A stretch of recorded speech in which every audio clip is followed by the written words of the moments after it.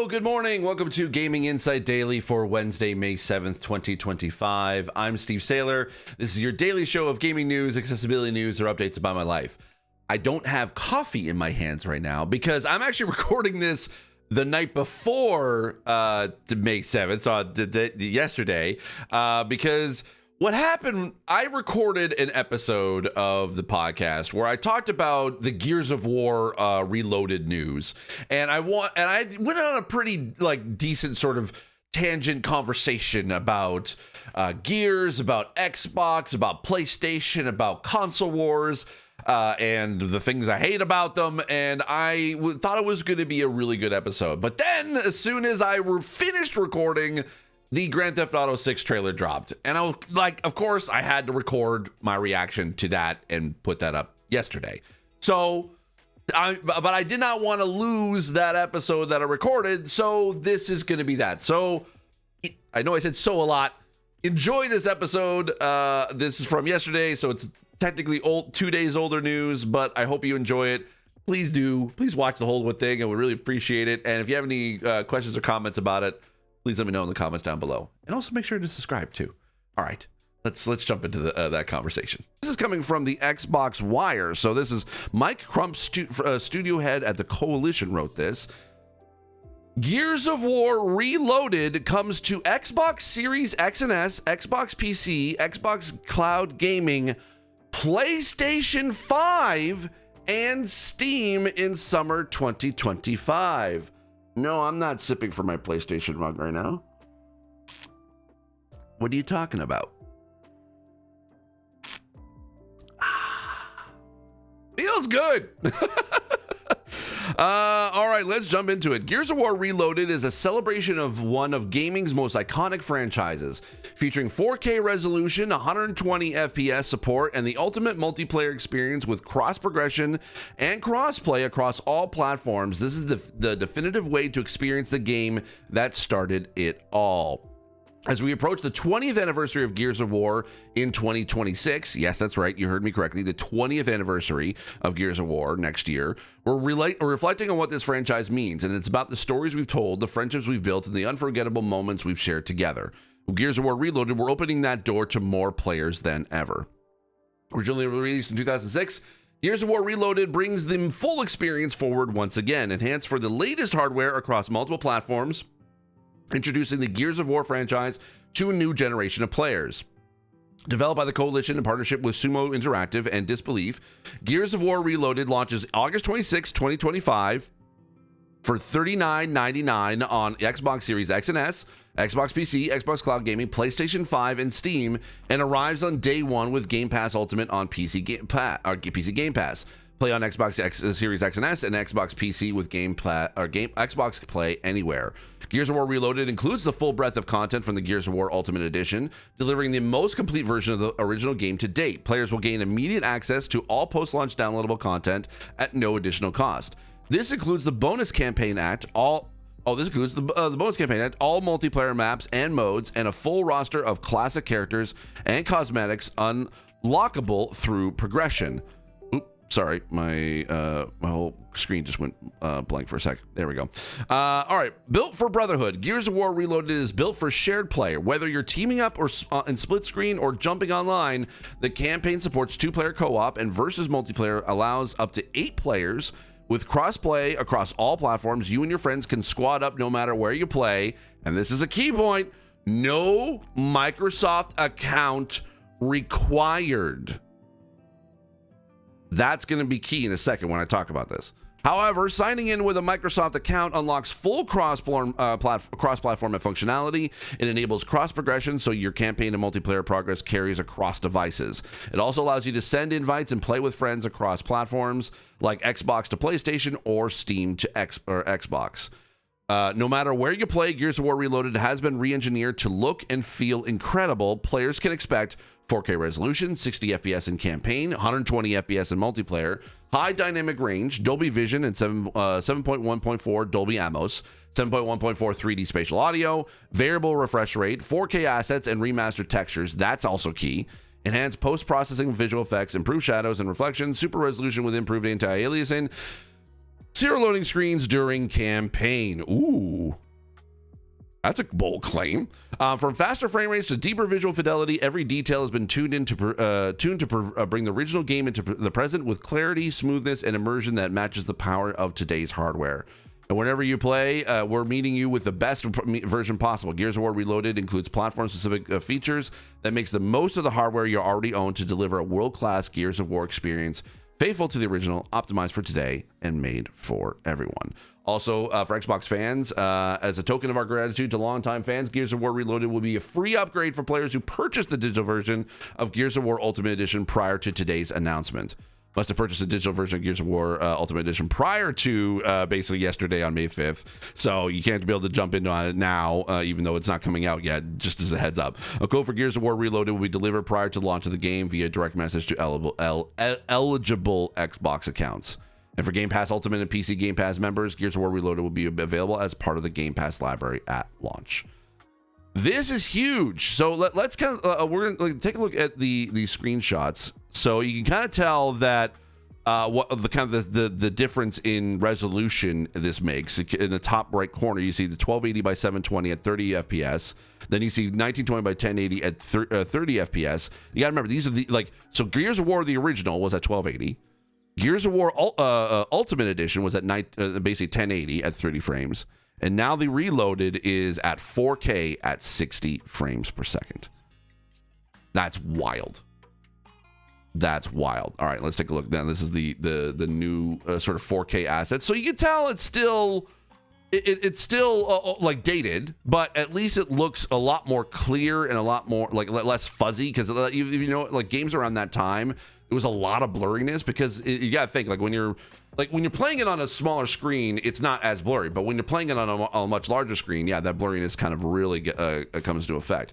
So again, once you're looking at the same sort of scene, you got Gears in this image, you got Gears of War 1280 at 30 frames, and you got Ultimate Edition at 1080 at 30 frames, and then you can see the same thing at 4K at 60 frames, and you can tell that you could totally tell the difference, because even just looking at you can't really see the water in the Ultimate Edition, but looking at the difference between the water in the original Gears compared to this, there's a lot more, there's more moss on the top of the water. You can see the ripple effects, whereas in the original you can kind of see the ripple effects, but that's basically it.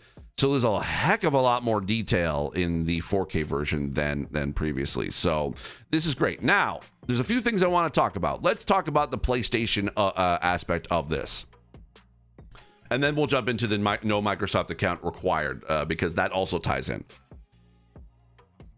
This is the first time that Gears of War will be presented on PlayStation 5. Now, there's a lot of folks who basically are still in that tribalism console war BS that think that this is another nail in the coffin to what was Xbox as a platform. And they've basically have said Xbox is officially a third-party publisher now. There's no doubt about it. They've lost the console war, and that's it. We should not support Xbox anymore because blah, blah, blah, blah, blah. And here's the thing. And I listened to this on Kind of Funny Games Daily, yesterday, and I would actually agree with this, with what they're saying, in that Xbox is playing by a different playbook now. They left the console war basically once the Series X and S didn't really sell super well. But I would even say it goes even earlier than that. During the Xbox One, when they introduced Game Pass, that was them basically starting to ease up on the brakes in the console war, or the console competition, if you just want to call it that, because I hate calling it a console war because it just means it's grifter bullshit. But when you they started this journey back in 2017, 2018, that they're going on Game Pass.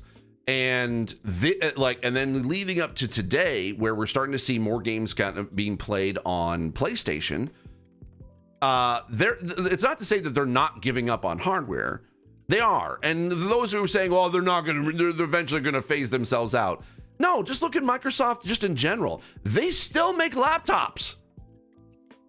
They even improve their own laptops over time. Like the Surface, I just did a video about the Surface laptop. That's from Microsoft. That wasn't built by Asus or Intel, or no, not Intel, Asus or Dell or Lenovo. No, they were built by, it was built by Microsoft. Sure, they're using other parts from different companies, but it's still being manufactured by Microsoft. So Xbox is still going to be producing hardware. It's just now what they've done is that they've basically opened it up so that you don't need Xbox hardware to play. That's why it's like with Windows, you can, any PC can run Windows now.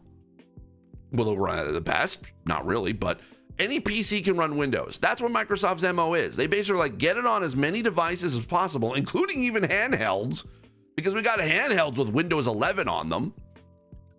And they're basically saying to everybody, hey, we get it. Not everyone can be able to afford or be able to buy new consoles nowadays. This is not more relevant now than it was a couple months ago, I'll tell you that. The fact that basically console prices are going up. Sure, yes, Microsoft increased their console prices. They had to. They had to because they were getting their parts from other parts of the world that were being tariffed. And here's the thing, here's the bottom line of this whole console war BS. Nobody was making money off of hardware. Every time there's a new console, both PlayStation, both Xbox, and I would even bet even the Nintendo to a certain degree, they don't make money off the consoles. This has been like this for decades. They sell the console at almost a loss just because they knew the software is what's going to sell that hardware. That was always the MO. You get the console out there at a loss so people can be able to buy them, and then you sell the software that's going to be a console seller. So the software was always just to be able to boost up the hardware sales. But then Xbox kind of decided during the Xbox One era, which they were losing. They had lost basically at that point when they decided to not go with the digital library aspect, and PlayStation kind of took them to lunch with the PS4. Xbox was like, you know what? The hardware isn't the most important part. It's the games. They've been saying this for a long time. It's the games. Now, I'm not saying all this basically to excuse anything that Xbox has done that has been wrong. I get it. Xbox is not perfect. Even Microsoft is not perfect. I think that even the current story about basically boycotting Microsoft because they're a big proponent to a lot of atrocities across the world, or a big kind of like at least enabler of that. I'm not getting into the politics of the whole thing. But Microsoft and Xbox are not perfect companies. They're not like the best examples of how to be able to conduct yourselves in business. They still lay off people. They still give bonuses to CEOs of companies that don't necessarily fully deserve it. We don't know a lot about those kind of stories, but they're there. I mean, heck, like when they bought Activision, they had to get rid of Bobby Kotick. So basically say they're not perfect, but they've been making their own decisions, and they've been leading up to this point where now it kind of makes sense. Now, I'm not saying that subscription with Game Pass is the be-all, end-all solution, and that's what's going to save Xbox, and that's what's going to save the industry, because I agree, getting a subscription to a thing is not even the best solution for a lot of us right now with inflation. And as costs are rising for games and for hardware, it's getting harder and harder for people to be able to justify the purchases of consoles. So yes, while Gears of War is coming to PlayStation 5, there are a lot more PlayStation 5s out in the world than there are Xboxes or Xbox Series X's and S's. So with what it makes sense for Xbox to basically say, hey, we'll put one of our great franchises that we know is a console seller, or at least a best seller in and of itself, put it on a platform that basically allows them to be huge, allows them to be able to get access to a huge audience that never had access before if they never bought an Xbox before.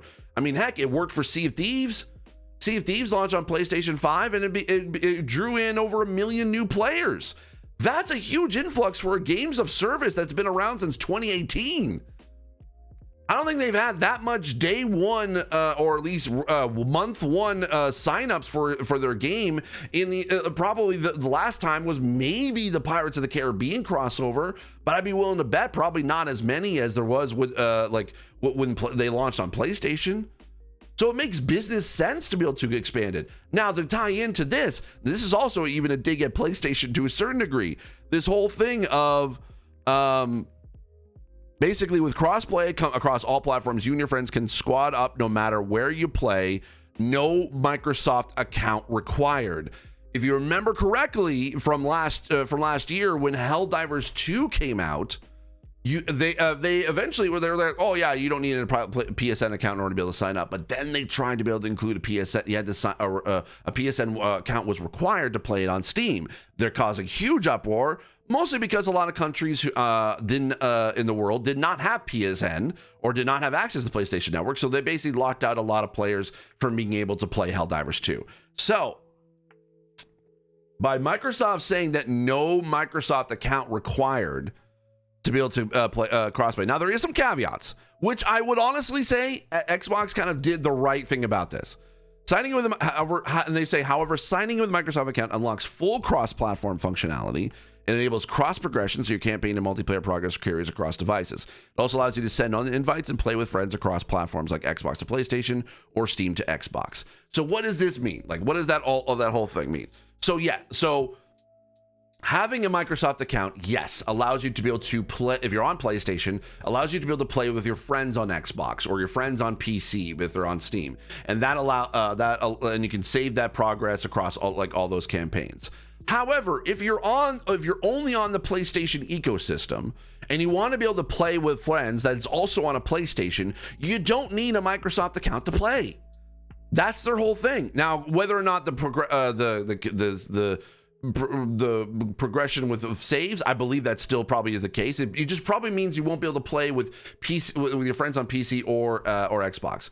And I think that that's an okay compromise. It may not, is the best solution? I don't think so. I mean, I still would say having a Microsoft account is still kind of playing still in that kind of potential PSN debacle with Helldivers 2. But I think that makes sense because in order for your progress to be saved, it needs to be able to have access to the cloud. So what better way to be able to have that than a Microsoft account? Now, I know the signing up for an account is not this new account is not exactly the best interest. So that's why I think that it was a smart move for at least for PlayStation users, for new PlayStation players. If they have if basically there's a whole squad of buddies that want to be able to play Gears on when as soon as it launches and it's on PlayStation 5 and they all have a PS5s, they can all play together without having to have a Microsoft account, and they can play the entire game all together. I think that's awesome.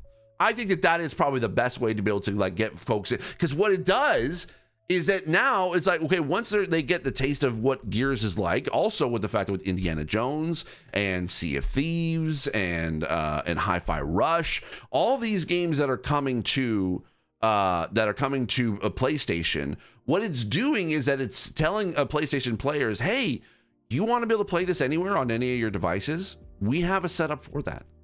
You don't need another Xbox to play. You can play this on your phone. You can play this on your smart TV. You can play this on your PC. You can play this on your tablet. You can play this on even an old laptop, as long as you can be able to do it with cloud streaming anywhere.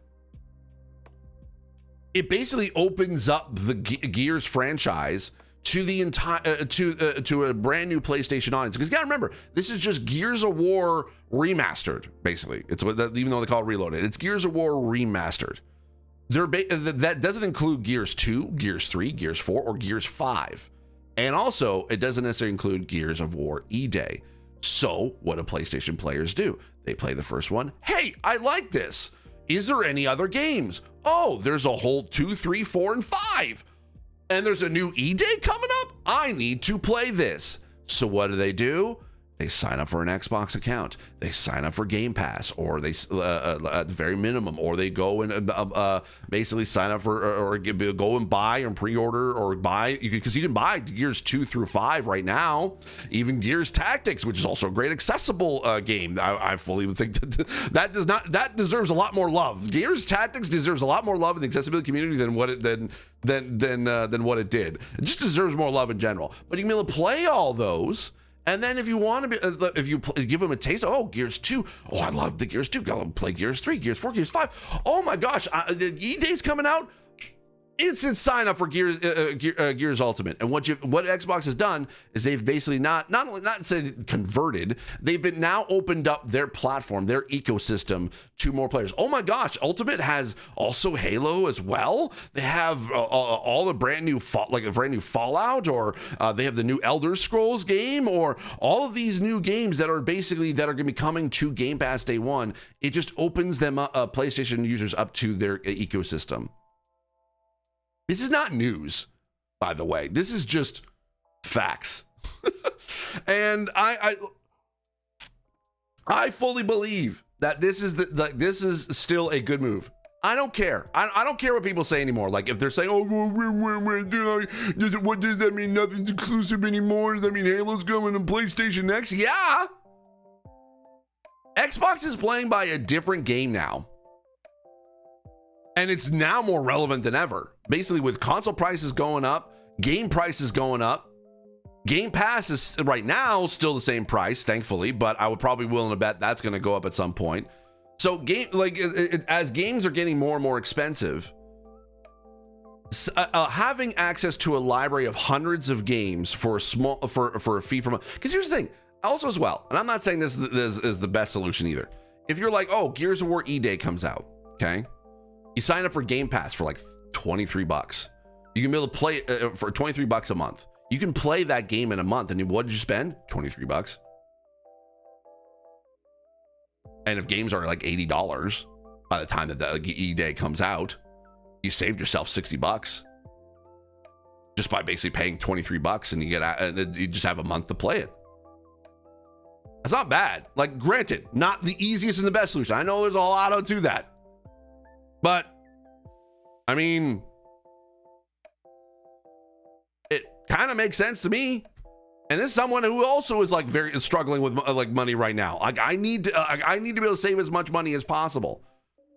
So as these prices are going up, it just makes sense to be on Xbox right now. And I'm not saying that Xbox is gonna win the day and be like, oh, they're the ultimate. And I know that there's tons of problems, and Xbox steps on their own rakes and their own lawns as much as they do actually do well. But when Xbox hits, they hit. And I think that we're starting to see that. And even with this second story, and I know that we're kind of going long, but I'll just kind of briefly mention the second story that I had today. Following its surprise release, Elder Scrolls 4 Oblivion Remastered is the third best-selling game of the year by Jordan Miller over at VGC. The only games to sell more than the Elder Scrolls 4 Oblivion Remastered so far are Capcom's Monster Hunter Wilds and Ubisoft's Assassin's Creed Shadows. This information comes from Circana, which tracks U.S. game retail data, including both physical and sales and digital sales. Let's see. Trying to see what else did they say. Here we go. With over 4 million people played the Elder Scrolls 4 Oblivion Remastered during its first week, according to Bethesda. The game managed 170,000 concurrent players on Steam during its opening week, smashing the previous record held by the Elder Scrolls 5 Skyrim. The remastered. Okay, yeah. So now, yes, you could say, oh, well, but that's a Bethesda game, but it's also an Xbox game.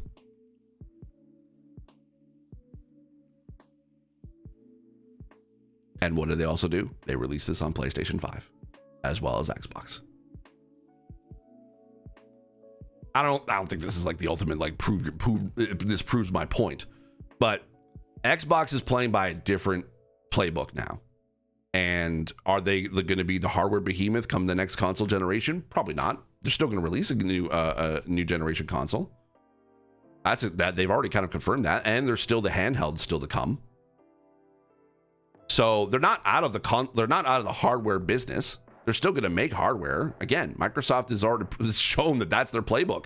They still make hardware as well as the software, and Xbox is rightfully so, focusing on what the players matter, what matters to players most, the games.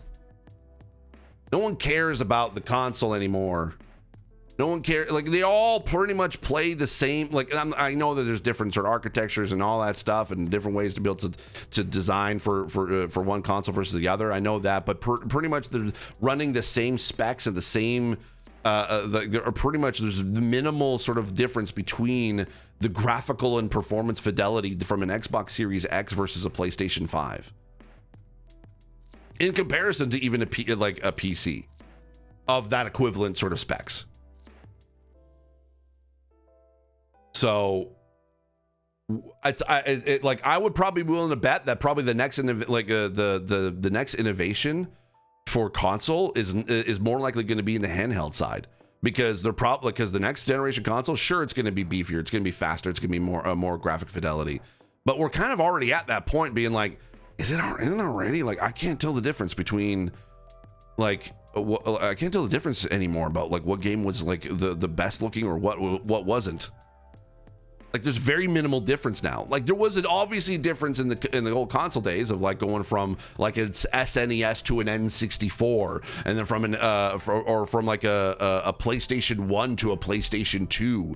Like, there was always huge graphical jumps from console to console, which made sense to be able to say, oh, now this console's worth it because the games look a hell of a lot better than they did previously. But nowadays, there's not that much difference. So unless like PlayStation or Xbox is like creates this whole brand new way to play, if they decide to take a page out of Nintendo's notebook and basically be like, oh, we're gonna create something new and innovative, like being able to have a handheld that you could separate the controls from to be able to play in your hands, like Joy-Cons. If we start doing stuff like that, then they're starting to kind of play in PlayStation and started playing Nintendo's playbook than anything else. I just think we now have 3 companies doing 3 different things for gamers. One's a subscription-based model, one's a console model, and another one is they just do their own. I mean, they're still a console model, but at least they're kind of taking both PlayStation and Xbox's lunch, essentially. Anyway, I hope I proved my point. If you have any questions or comments about this, let me know in the comments below, because I'd be very curious to hear what you think about all this. If you think I'm absolutely off my rocker, I want to know in the comments below, because I want to hear it. Basically, I want and here's the thing: I want to know if you are still like legit, like minus all the console war BS. Like, minus all the stuff we kind of already talked about, I wanted to hear, like, what are your legitimate, like, constructive feedback about this? If you think I'm wrong, and by a large margin, I would love to be able to hear it, because I will probably even be willing to just jump ahead to probably my answer for those is that you're probably already right. You probably are right. What I basically kind of said is like, yeah, I know it's sort of brushing aside certain other issues, but you're probably right. But I would love to be able to hear that feedback anyway. So let me know in the comments down below. Anywho, thanks so much for watching. Thanks so much for listening. And thank you so much for subscribing. And I'll see you all next time. Take care and have yourself a great and wonderful day. Bye-bye.